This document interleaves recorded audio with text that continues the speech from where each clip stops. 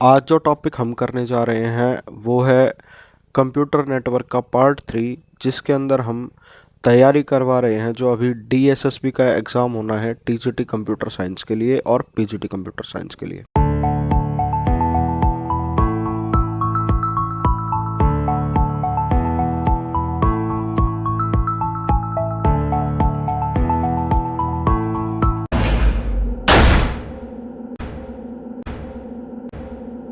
Hello everyone, मैं हूं सुमित कुमार नागर और कंप्यूटर गुरु हम में आपका स्वागत है।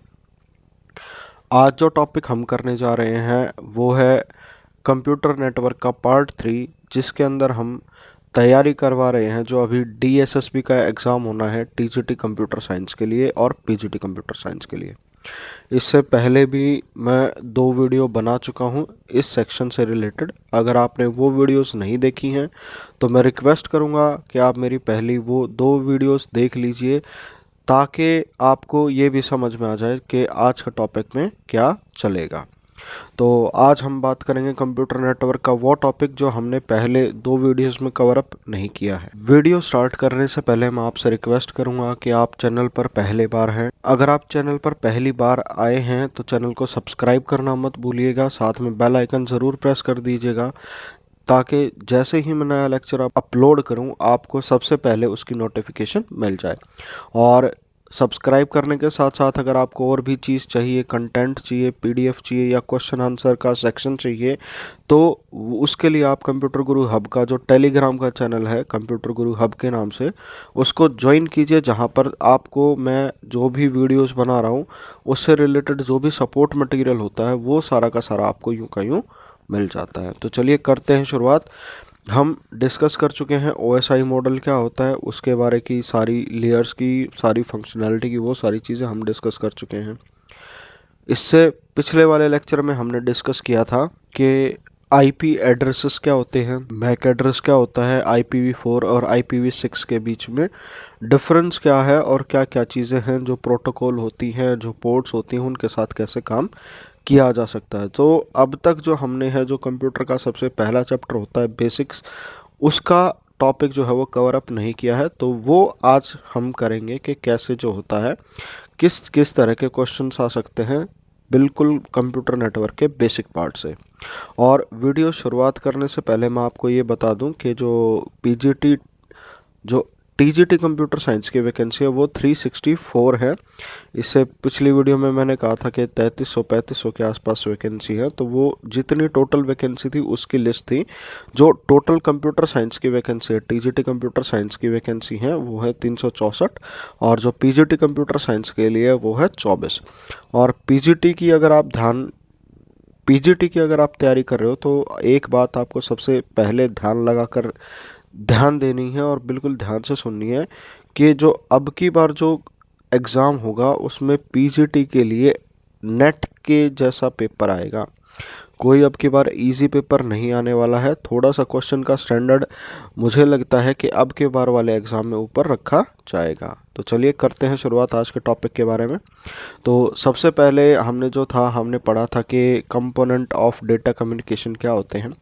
कि अगर मुझे मान लो किसी 2 चीज़ के बीच में कम्युनिकेशन चाहिए होती है, तो एक सेंडर बनता है, एक रिसीवर बनता है, एक डेटा देने वाला बनता है, एक डेटा लेने वाला बनता है, और जिस मीडियम के थ्रू वो आपस में कनेक्ट होते हैं उसको कहते हैं ट्रांसमिशन मीडिया। और फिर इन सब के ऊपर क्या होते हैं, प्रोटोकॉल्स होती हैं। प्रोटोकॉल्स का मतलब वो रूल्स एंड रेगुलेशन जो लागू होंगी डेटा सेंड करने से लेकर डेटा रिसीव करने तक। फिर उसकी अगर मैं बात करूँ तो हमारे पास जो अगला क्वेश्चन पूछा जाता है, जनरली बहुत सॉफ्टली क्वेश्चन पूछा जाता है कि एनालॉग सिग्नल और डिजिटल सिग्नल क्या होते हैं। तो एनालॉग सिग्नल वो होता है जिसमें साइनोसॉइडल वेव चलती है, जैसे जिसमें आपके सामने ये ग्राफ आपको देख रहा होगा, एनालॉग वेव है, एक बार अप जा रही है, नीचे जा रही है, अप डाउन। तो ऐसा कोई सिग्नल मेरे पास आता है तो उसको हम एनालॉग सिग्नल कहते हैं। डिजिटल सिग्नल में क्या हो गया, जैसे आपकी ये कर्व है वो कर्व नहीं होती हैं, क्योंकि यहाँ पर कर्व के बीच में मैं इस वाले पॉइंट पर एग्जैक्ट नहीं बता सकता कि क्या वैल्यू होगी, इस वाले पॉइंट पर एग्जैक्टली नहीं बता सकता क्या वैल्यू होगी। जबकि डिजिटल सिग्नल में ये क्या होता है, ये बिल्कुल कन्फर्म होता है कि या तो सिर्फ वैल्यू 1 होगी या वैल्यू 0 रहेगी। फिर उसके बाद बारी आती है मोड्स ऑफ ट्रांसमिशन की। तो मोड ऑफ ट्रांसमिशन का मतलब है किस तरीके से दो सिस्टमों के बीच में डेटा जो है वो भेजा जा सकता है। तो इसके अंदर जो क्वेश्चन पूछा जाता है वो जनरली पूछा जाता है एक हाफ डुप्लेक्स क्या होता है और फुल डुप्लेक्स क्या होता है। तो उससे पहले जो है हम समझ लेते हैं कि सिंप्लेक्स भी एक वर्ड आता है। सिंप्लेक्स का मतलब होता है ट्रांसमिशन, यानी कि सिंगल वे ट्रांसमिशन अगर आपको करना है तो सिंप्लेक्स चाहिएगा। और आपको कभी कम्युनिकेशन करना है, यानी कि अपनी बातें कहनी भी हैं और दूसरे की बातें सुननी भी है, तो उस टाइम पर जो मोड यूज़ होता है वो होता है डुप्लेक्स मोड। फिर जो डुप्लेक्स मोड होता है वो दो पार्ट में डिवाइड होता है, एक होता है हाफ डुप्लेक्स, एक होता है फुल डुप्लेक्स। तो सिंप्लेक्स वे में क्या होगा, वन वे डेटा ट्रांसफ़र होता है। जैसे मेरे पास एक कंप्यूटर है, दूसरे कंप्यूटर में सिर्फ एक डायरेक्शन से दूसरे डायरेक्शन पर डेटा आ जाएगा। यानी कि अगर इस वाले सिस्टम की बात करूँ तो दूसरे के पास ये डेटा भेज सकता है, बस ले नहीं सकता। और एग्जांपल क्या होगा, जैसे मेरे फ़ोन पे रेडियो के ऊपर अगर कोई भी गाना चल रहा है तो रेडियो के ऊपर हमारे पास दो ऑप्शन होते हैं, या तो सुन सकते हैं या उसको बंद कर सकते हैं, उसको हम बदल नहीं सकते। फिर उसके बाद बारी आती है डुप्लेक्स की। डुप्लेक्स क्या होगा, टू वे ट्रांसमिशन हो गया, यानी कि दो डेटा आ भी सकता है और डेटा जा भी सकता है। उसका एग्जांपल है वाईफाई, लाईफाई और ब्लूटूथ। जैसे ब्लूटूथ में आप रिसीव भी कर सकते हैं और सेंड भी कर सकते हैं।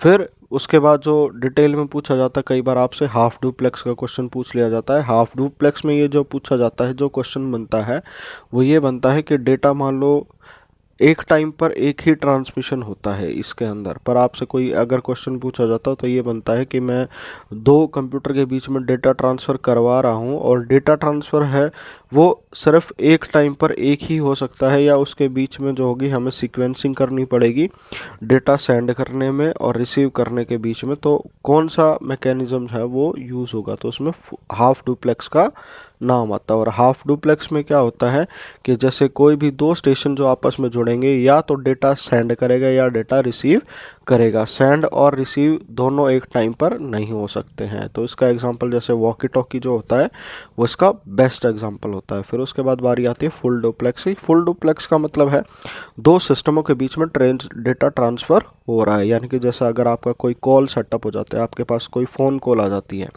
आप डेटा जो है अगले वाले की बातें सुन भी सकते हो और अपनी बातें कह भी सकते हो। तो कोई ऐसा मैकेनिज़्म आता है जिसमें डेटा सेंड भी हो सकता है और रिसीव भी हो सकता है, वो साथ के साथ, तो उसको फुल डुप्लेक्स कहा जाता है। फिर उसके बाद बारी आती है कम्युनिकेशन मीडियम की। हमने बताया था कि जो हमारा नेटवर्क है उसको जोड़ने के लिए या तो हमें तारों की ज़रूरत पड़ती है, या कई बार हम जो होता है बिना तार के वाईफाई, ब्लूटूथ टेक्नोलॉजी एक्सेट्रा से उसको कनेक्ट कर सकते हैं। तो जिस मीडियम के थ्रू दो कंप्यूटर नेटवर्क में कनेक्टेड होंगे उसको बोला जाता है कम्युनिकेशन मीडियम। और वो दो तरह का होता है, एक होता है गाइडेड मीडिया जिसको वायर्ड मीडिया भी कह देते हैं, या अनगाइडेड मीडिया जो वायरलेस होता है। तो सबसे पहला जो हम पढ़ते आए हैं, जो आपने भी बहुत पुराने से पढ़ा होगा, ये होता है ट्विस्टेड पेयर केबल। क्या उसमें क्या होती है, दो तारे होती हैं जिनको आपस में घुमा देते हैं ताकि जो इसका इलेक्ट्रोमैग्नेटिक रेफरेंस है वो आपस में कैंसिल हो जाए। तो ट्विस्टेड पेयर केबल अभी भी अगर मैं कोई लैन वायर यूज़ लेने जाऊँ तो उसमें भी ट्विस्टेड पेयर केबल ही आती है। और इसकी स्पेशलिटी क्या होती है, ये जो इसमें कम्युनिकेशन डिस्टेंस है वो अप टू 1 किलोमीटर तक का हो सकता है, और जो ट्रांसफ़र रेट आती है वो 1 से 2 MBPS आ जाती है। ये पहले सबसे ज़्यादा यूज़ की गई थी, जो हमारा टेलीफोन नेटवर्क था उसके अंदर यूज़ होती थी। फिर उसके बाद अगली बारी आती है, वो आती है कोएक्सियल केबल की। ये वाली केबल जनरली आपने देखा होगा, अगर आपके घर पे सेट टॉप बॉक्स लगा हुआ है तो उसके अंदर जो केबल लगती है वो कोएक्सियल केबल लगती है। उसके अंदर देखने का तरीका क्या है, बीच में एक जो है कॉपर वायर होती है, फिर प्लास्टिक की कवरिंग होती है, फिर उसके बाद ये एल्यूमिनियम फॉइल सा चढ़ा होता है, और फिर यहाँ पर जो है वो जाल बना होता है। जिस तरह का ये जाल बना होता है वो डिपेंड करेगा कि आपने जो वायर ली है उसकी कॉस्ट क्या है। फिर जो कोएक्सियल केबल होती है उसके अंदर जो है एक सॉलिड कंडक्टर होता है, इसका जो बेस है वो थिक होता है, और इसमें जो डेटा ट्रांसफ़र है वो 1 किलोमीटर तक किया जा सकता है। बट इसके अंदर जो है ट्विस्टेड पेयर के मुकाबले जो स्पीड है वो 100 टाइम्स ज़्यादा हो जाती है। यानी कि इसमें जो स्पीड आएगी वो आएगी आपकी 100 MBPS। और जो यूज़ होता है कोएक्सियल केबल का उसमें होता है टीवी ऑपरेटर और हाई स्पीड ब्रॉडबैंड के अंदर। तो कई बार जो क्वेश्चन पूछा जाता है वो ये क्वेश्चन पूछा जाता है कि हाई स्पीड ब्रॉडबैंड के अंदर कौन सी केबल जो है वो यूज़ की जाती है। तो उस टाइम पर हमें जो है क्वेश्चन में ऑप्शन मिलेगा कोएक्सियल केबल, तो उसके अंदर हमें कोएक्सियल केबल के ऊपर निशान लगा देना है।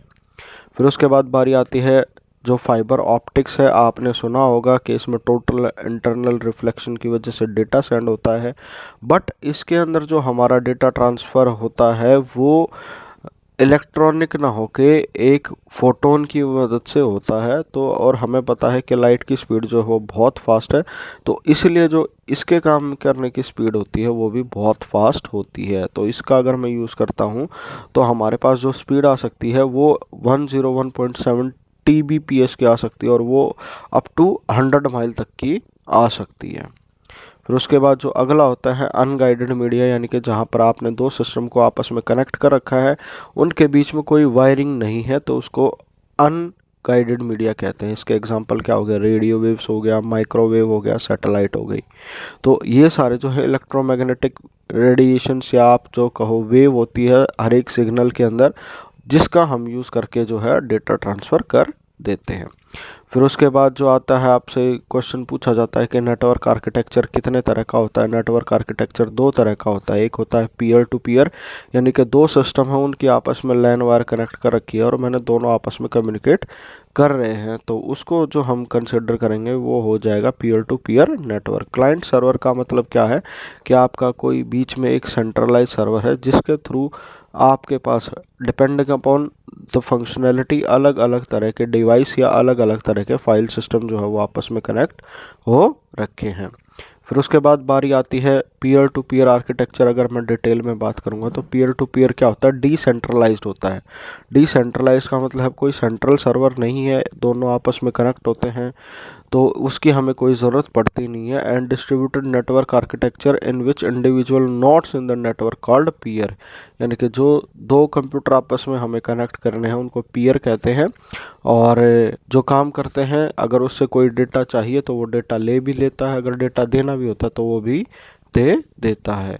तो इसके करस्पॉन्डिंग जो क्लाइंट सर्वर मॉडल होता है उसमें नोड होती है, उसके अंदर हम सर्वर से रिक्वेस्ट करते हैं और फिर रिक्वेस्ट करने के बाद सर्वर हमें जो करस्पॉन्डिंग हमारा क्वेश्चन था उसका रिप्लाई दे देता है। तो ऐसा अगर कोई आर्किटेक्चर बनता है तो इसको हम कहते हैं क्लाइंट सर्वर आर्किटेक्चर। तो इसके अंदर जो होगा, अगर मान लो जैसे मेरा कोई नेटवर्क एंडिंग डिवाइस है, यानी कि जहाँ पर आकर मेरा नेटवर्क ख़त्म हो जाता है, जैसे हमारा फ़ोन हो गया, कंप्यूटर हो गया, जहाँ से जो नेटवर्क है वो आगे प्रोपेगेट नहीं हो रहा है, तो उन सारे डिवाइसेस को हम क्या कहते हैं, टर्मिनल स्टेशंस कहते हैं। तो इसके अंदर जो हो गया अलग अलग से, मान लो मेरा प्रिंटर भी कनेक्ट हो सकता है, सारे डिवाइस कनेक्ट हो जाते हैं, तो उसके अंदर जो बाकी सारे सिस्टम हो गए उनको स्लेव भी कहा जा सकता है। फिर उसके बाद जो बारी आती है, ये मैं चीज़ पहले ही आपको करा चुका हूँ कि क्लासिफिकेशन ऑफ नेटवर्क, नेटवर्क की जो बहुत सारी टाइप है इसके ऊपर मैं अलग से वीडियो भी बना चुका हूँ, जहाँ पर मैंने CCNA की तैयारी करवाई थी, उसके अंदर ये सारी चीज़ें जो हैं वो मेंशन कर रखी हैं। फिर भी अगर एक बार हम रिवीजन कर लेते हैं, जैसे हमारा लैन होता है लोकल एरिया नेटवर्क, मैन होता है मेट्रोपॉलिटन एरिया नेटवर्क, WAN होता है वाइड एरिया नेटवर्क, पैन होता है पर्सनल एरिया नेटवर्क, और कैन होता है कैंपस एरिया। तो अगर यहाँ पर मैं सोच रहा हूँ जैसे जो आपका एग्जामिनर है वो आपके लिए बिल्कुल इजी से इजी क्वेश्चन ढूंढ के लेके आएगा, तो उसके अंदर ये आ सकता है कि आपको ये सारे वर्ड दे दिए हैं और आपको बताना है कि इनकी फुल फॉर्म क्या होती है, तो 1 नंबर आपका वहाँ से पक्का हो सकता है। फिर उसके बाद जो हमारे पास जो मेन क्वेश्चन है, अगर इसी क्वेश्चन को हार्ड करके देना है तो उसके अंदर कैसे पूछा जाता है कि जो अलग अलग ये वायरलेस स्टैंडर्ड हो गए, जैसे लैन मैन मैंने बनाया है, तो इनके अंदर जो IEEE स्टैंडर्ड होता है वो किस तरीके से काम करता है। तो हमें पता है पैन जो होगा पर्सनल एरिया नेटवर्क, सारे डिवाइस ब्लूटूथ से कनेक्ट होते हैं, तो इसमें होता है 802.15 जो ब्लूटूथ के लिए है, 11 वायरलेस लैन के लिए है, 16 वायरलेस मैन के लिए है, और फिर अगर इसमें 802.3 की बात करो तो वो हमारा जो होता है ईथरनेट के लिए होता है। फिर उसके बाद जो बारी आती है local area network. Local area network में जो लैन टेक्नोलॉजी हम यूज़ करते हैं वो दो तरह की होती है, या तो वायरलेस के थ्रू सारे सिस्टम कनेक्ट कर देता हूँ या उनके बीच में ईथरनेट की वायरिंग कर देता हूँ। तो अगर कोई मान लो मेरा स्मॉल एरिया है, एक रूम हो गया, एक ऑफिस हो गया, उसके अंदर मेरे को सारा नेटवर्क बना के रखना है, तो जो नेटवर्क मेरा बनेगा उसको लैन कहेंगे। इसमें क्या होता है, बहुत हाई स्पीड होती है, जो भी हो गया एक सिंगल सिस्टम होता है जहाँ से सारी चीज़ों को अथॉरिटी मिलती है और उसमें जो है सारी चीज़ें शेयरिंग में रहती हैं। फिर उसके बाद बारी आती है कम्युनिकेशन डिवाइस की। कम्युनिकेशन डिवाइस जिसको लैन पे कहा जाता है, उसके अंदर ईथरनेट होता है। ईथरनेट के अंदर ये आपने यहाँ पर जो केबल दिख रही है बहुत बार देखी होगी, ये जो सामने इसके जैक लगा होता है इसको बोलते हैं RJ45 जैक। और फिर इसका जो स्टैंडर्ड होता है वो होता है 802.3। और IEEE की फुल फॉर्म पूछ ली जाती है कई बार जो क्वेश्चन बनते हैं, बहुत अगर बेसिक क्वेश्चन होता है, स्टैंडर्ड क्वेश्चन होता है, उसमें भी ये चीज़ पूछ ली जाती है कि IEEE की फुल फॉर्म क्या है। तो ये क्या होता है, institute of electrical and electronics engineering. फिर उसके बाद जो इसमें हमें बताया गया है, जो अगर मैं मान लो ईथरनेट यूज़ करता हूँ तो उसमें जो केबल होती है वो किस तरह की हो सकती है, उसकी क्वालिटी हो सकती है cat 6, cat 5E and RJ45 जो पोर्ट है इनके सामने लगा हुआ होता है। फिर उसके बाद बारी आती है जो दूसरा कनेक्टिंग मीडियम है, उसमें क्या होता है हमारे पास, उसमें होता है हमारे पास जो वाईफाई है, जिसको फुल फॉर्म होती है वायरलेस फिडेलिटी। अगर आपसे कोई क्वेश्चन पूछना जाए तो ये भी क्वेश्चन पूछ सकता है कि वाईफाई की फुल फॉर्म क्या होती है, तो वो हो गई हमारी वायरलेस फिडेलिटी। फिर इसके बाद जो स्टैंडर्ड पूछे जाते हैं, इसका ये क्वेश्चन पूछा जाता है कि वाईफाई के अंदर कितने स्टैंडर्ड हैं, तो इसके अंदर जो है 4 स्टैंडर्ड है, 802.11B and 8.11G and 8.11N। तो सबसे जो फास्टेस्ट होता है इसमें वो होता है 802.11N, और फिर जो लोवेस्ट होता है इसके अंदर जो होता है वो होता है 802.11B। तो ये सारी चीज़ें हैं, ये हमें दे रखी हैं, इसके हिसाब से हम जो है इजीली बता सकते हैं कि कौन सी चीज़ कैसे चलेगी। फिर उसके बाद बारी आती है वाइड एरिया नेटवर्क की। आई होप आपको सब कुछ आता है, ये आपको पता है कि इसमें कोई बताने वाली कोई चीज़ नहीं है। तो कम्युनिकेशन चैनल जो होता है वाइड एरिया नेटवर्क के अंदर, या तो टेलीफोन लाइन के बिहाफ पे होता है, या माइक्रोवेव के बिहाफ पे होता है, या सैटेलाइट जो है वो चलती रहती है। फिर उसके बाद जो कम्युनिकेशन डिवाइसेस हो गए, ये बहुत इंपॉर्टेंट है। आपकी जो सबसे पहली वाली वीडियो बनाई थी मैंने, उसमें भी आपको एक्सप्लेन किया था, फिर से एक बार आपको जो है दोबारा एक्सप्लेन कर देता हूँ। तो सबसे पहले जो डिवाइस आता है वो बात की जाती है मॉडेम की। मॉडेम का मतलब होता है modulator and demodulator, short form होता है। इसको याद करने का छोटा सा तरीका ये है, अगर कोई भी डिवाइस में इस तरीके से कनेक्ट कर रहा हूँ जहाँ पर जो नेटवर्क है वो एक सिग्नल में था, और जब चेंज हुआ मॉडेम उसमें लगा तो वो सिग्नल दूसरी फॉर्म में हो गया। कहने का मतलब है जैसे घर पर वाईफाई लगता है तो आपका जो सिग्नल आता है वो रेडियो वेव्स की फॉर्म में होता है, और वो उसके अंदर जो केबल कनेक्ट होती है वो होती है हमारी कोएक्सियल केबल। तो इस तरीके से, या कैट 5E, तो इस तरीके से हम देख सकते हैं कि जो सिग्नल होगा, जो कंप्यूटर का लिए जो सिग्नल जनरेट हुआ उसकी फॉर्म चेंज हो गई, या तो वो इलेक्ट्रिकल से आपका जो है मैग्नेटिक हो गया, मैग्नेटिक से कुछ और हो गया है। तो इस तरह का अगर कोई सिग्नल चेंज किसी भी डिवाइस के ऊपर होता है तो उसको मॉडेम कहा जाता है। जैसे हमारा जो पहले आता था कि जो वायरलेस के लिए कार्ड आते थे उसके अंदर हम सिम डालते थे और नेट यूज़ करते थे, तो वो भी एक तरह का मॉडेम था। आपके घर में जो वाईफाई लगा हुआ है वो भी एक तरह का मॉडेम है। उसके अंदर क्या होता है, जो सिग्नल आता है वो केबल के थ्रू आता है, फिर उसको वो वाईफाई में कन्वर्ट कर देता है, तो वो भी क्या होता है, एक मॉडेम होता है। फिर पूछा जाता है टाइप ऑफ मॉडेम कितने हो गए, तो दो तरह के हो गए। एक हो गया इंटरनल मॉडेम जो मेरे सिस्टम के अंदर होता है, और एक होता है एक्सटर्नल मॉडेम जिसको मैं बाहर से ला के अलग से लगाता हूँ। फिर उसके बाद जो अगला डिवाइस पूछा जाता है वो वैन के लिए, वो क्या होता है, VSAT यानी कि वेरी स्मॉल अपर्चर टर्मिनल, जो आपकी हमारी डिश टीवी चलती है, तो उसके अंदर से जो है हम वाइड एरिया नेटवर्क बना सकते हैं। जैसे एयरटेल ने हर एक को डिश टीवी दे रखा है आज के टाइम में। डिश टीवी की तो बात नहीं करूँगा मैं, अगर हर एक का एयरटेल के पास जो है वो ऐप है, उसमें हम देख सकते हैं कि सारी चीज़ें जो है वो अवेलेबल हो जाती हैं। फिर उसके बाद जो अगला आता है वो तो राउटर क्या होता है, राउटर हमारा एक डिवाइस होता है जहाँ पर जो दो अलग अलग नेटवर्क को है वो आपस में जोड़ देता है, जैसे कि गेटवे जोड़ता है। इसके अंदर जो होता है सारी राउटिंग की इन्फॉर्मेशन स्टोर होती है कि कौन सा पैकेट अगर कहाँ भेजना है तो कौन से रास्ते से होकर जाएगा। और इसके अंदर क्या होता है, सिमिलर नेटवर्क को भी जोड़ सकता हूँ, डी सिमिलर को भी जोड़ सकता हूँ। सारा जो काम है लॉजिकल एड्रेस जनरेट करने का वो सारा यही होता है। और जो आपका राउटर है वो काम करता है आपकी OSI मॉडल की लेयर 3 के ऊपर। फिर उसके बाद बारी आती है गेटवे। तो गेटवे के अंदर क्या होता है, हम दो अलग अलग तरह के नेटवर्क को आपस में जोड़ देते हैं, जैसे लैन को मैन से, मैन को वैन से। तो आपसे कोई क्वेश्चन पूछा जाता है कि मेरे पास दो तरह के डी सिमिलर नेटवर्क है, उनको आपस में जोड़ना है, तो कौन सा डिवाइस जो है वो यूज़ किया जाएगा। तो उस टाइम पर जो क्वेश्चन का आंसर बनता है वो बनता है गेटवे। फिर उसके बाद बारी आती है हब की। तो हब अगर मैं बात करूं तो हब का मतलब हो गया, जैसे आपके घर में एक मल्टी पॉइंट होता है, तो हब भी क्या है, एक मल्टीपल कनेक्टर है, जहां पर जो आपका कम्युनिकेशन सिग्नल जो है वो एक तरफ से आएगा और सारे कंप्यूटर या सारे ही सिस्टम जो है वो दूसरी तरफ जो है वो जुड़ जाते हैं। तो ऐसा अगर कोई स्ट्रक्चर बनता है तो उसको हब कहते हैं। हब के बीच में क्या होता है, जो हब और स्विच के बीच में डिफरेंस है, पहले मैं स्विच बता देता हूँ फिर बताते हैं आपको कि दोनों के बीच में डिफरेंस क्या होता है। अगर मैं बात करूँ नेटवर्क स्विच की, तो नेटवर्क स्विच भी दिखने में क्या होता है, हब के जैसा होता है। और बट इसके अंदर जो हमारा जो स्विच काम करता है वो हमारी काम करता है डेटा लिंक लेयर के ऊपर। ये क्या करता है, इसके अंदर एक एड्रेस टेबल होती है, जिसके अंदर वो क्या है, जो जिस जिस पोर्ट से जो कंप्यूटर जुड़ा हुआ होता है उन सारी इन्फॉर्मेशन ले लेता है और ये चीज़ निर्धारित कर देता है कि जो कौन सा कनेक्शन है वो किस सिस्टम के लिए बना हुआ है। तो ये सारा काम करता है स्विच का। ये जो स्विच हमारा लेयर 3, जो लेयर सेकंड है वो डिवाइस है। फिर उसके बाद जैसे इसमें जो प्रोटोकॉल यूज़ होती है वो होती है ARP यानी कि एड्रेस रेजोल्यूशन प्रोटोकॉल, जिसका मतलब होगा जैसे ही कोई मेरा सिस्टम मेरे नेटवर्क से कनेक्ट होता है तो मेरे पास जो है वो उसकी इन्फॉर्मेशन आ जाए कि उसको क्या IP दी गई है और क्या क्या इन्फॉर्मेशन उसने डाली हुई है। फिर उसके बाद जो कह रहा था मैं, हब और स्विच के बीच में डिफरेंस ये है कि जैसे आपका स्विच है वो ARP या मैक एड्रेस की टेबल बना लेता है, बट जो आपका हब होता है उसमें ऐसी कोई फंक्शनैलिटी जो है वो ऐड नहीं होती है।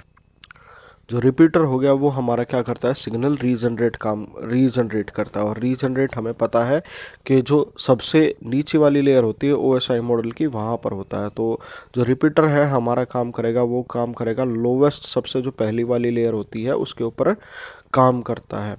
तो इसके अंदर क्या होगा, सिर्फ सिग्नल रीजनरेट करने का काम करेगा और कुछ नहीं करेगा। फिर उसके बाद बारी आती है टोपोलॉजी की। टोपोलॉजी का मतलब होता है कि अगर मैं आपस में नेटवर्क जोड़ा हुआ है तो वो किस तरीके से जो है आपस में कनेक्ट हो रखा है। तो उसके लिए जो हमने अलग अलग टाइप की टोपोलॉजी बना रखी है, जो है स्टार टोपोलॉजी, रिंग, बस, मैश, ट्री और हाइब्रिड टोपोलॉजी।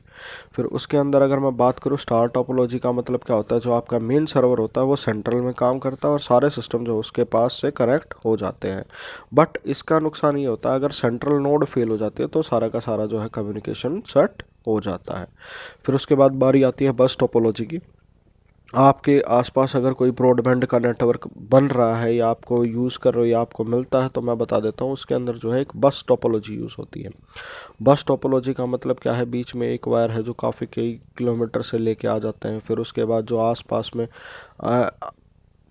जो सिस्टम है वो कनेक्ट हो जाते रहते हैं। तो जितने भी लोग अगर नेट को कनेक्टिविटी कराते हैं तो वो सिंगल जो एक लाइन जो चैनल पीछे से चला आ रहा होता है उसके साथ ही कनेक्ट करते हैं। तो वो क्या बनाते हैं, एक तरह की जो है वो बस टोपोलॉजी जो है वो बना देते हैं। और आज के टाइम पे ये बैकबोन है बिल्कुल जो भी नेटवर्किंग है। फिर आती है रिंग टोपोलॉजी। रिंग टोपोलॉजी में क्या होता है, जितने भी आपके सारे सिस्टम है वो 2 वे कनेक्शन बन जाता है कि इसका इसके साथ और इसका इसके साथ। अगर मान लो 2 वे कनेक्शन अगर कोई बन गया है, इस तरीके से कनेक्शन बन गया है और ये वाला सिस्टम अगर बीच में ख़राब हो जाता है तो सारी की सारी जो टोपोलॉजी है वो ख़राब हो जाती है। फिर उसके बाद जो अगली टोपोलॉजी आती है वो आती है मैश टोपोलॉजी, जिसके अंदर जो भी नोड हो गया वो कनेक्ट होता है सिस्टम की बाकी सारी नोड के साथ। इसको मैश टोपोलॉजी कहते हैं। बट इसका सबसे बड़ा नेगेटिव इम्पैक्ट है वो ये है कि हमें जो बहुत सारे जो NIC कार्ड चाहिए होंगे सिस्टमों को कनेक्ट करने के लिए, जो इतने सारे कनेक्शन को मैनेज कर पाए।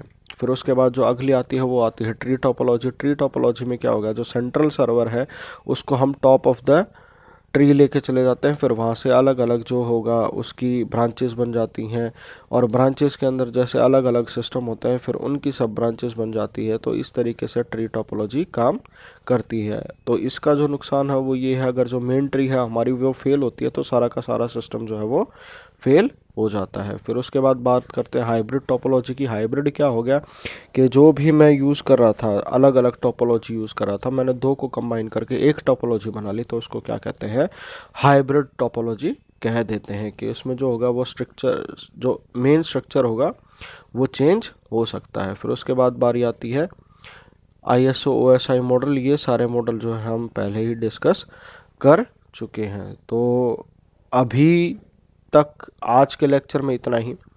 आई होप आपका कंसेप्ट जो है वो क्लियर हो गया होगा, आपको समझ में आ गया होगा कि किस तरीके के क्वेश्चन हैं, किस तरीके से पूछे जाते हैं और किस तरीके से हम उनका जो है वो आंसर दे सकते हैं।